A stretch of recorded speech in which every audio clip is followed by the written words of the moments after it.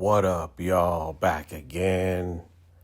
I'm just here doing old world Russia, St. Petersburg, no people, very few people at this particular time. This was empty city time where this corridor in some of these photos wasn't really getting open yet and being occupied.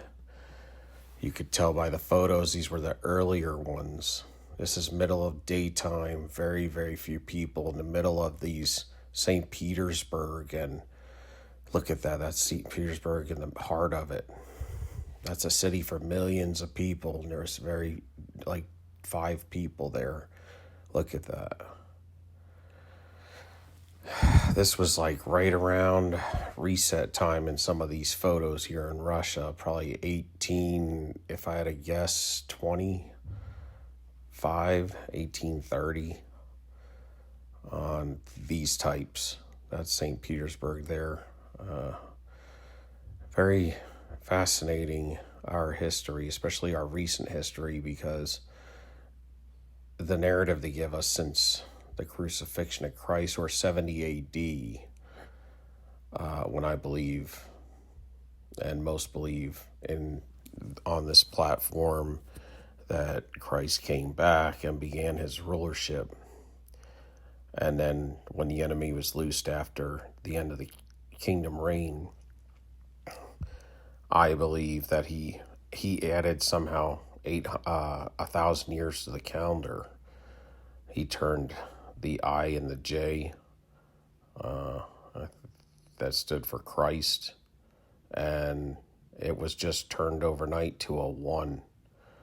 So if it was J800, all of a sudden it was 1800, but it still looked like a J or an I. And it was because of 2 different languages that they were describing Jesus Christ.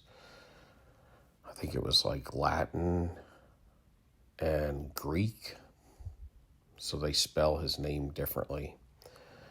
And so that's where we get the added time to the calendar. Now, if he got out of the abyss after the 1,000 years chained up, and he did it the first day he was out, for instance, there was nobody on the earth yet, so it wouldn't be like people would be questioning it, because we all came back from what seems to be cabbage patches.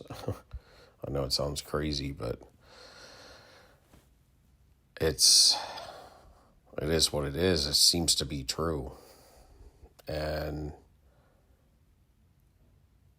then we were raised, in my humble opinion, by the fallen ones, which were the controllers.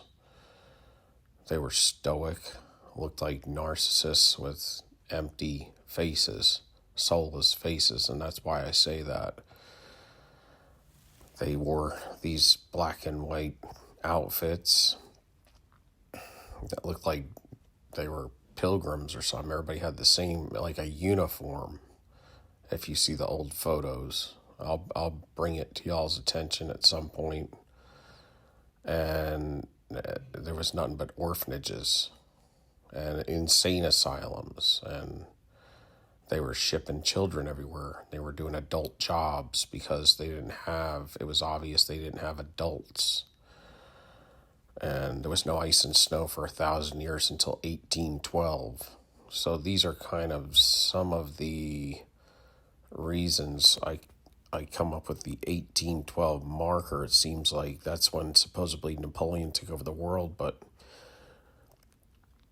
that could have maybe never happened, because you can't have France take over most of the world. That's impossible with boats and horses. It's ridiculous.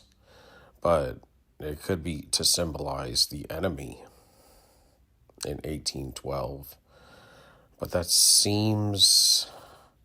It could be 1776 is the other year, the year that America became supposedly an independent country.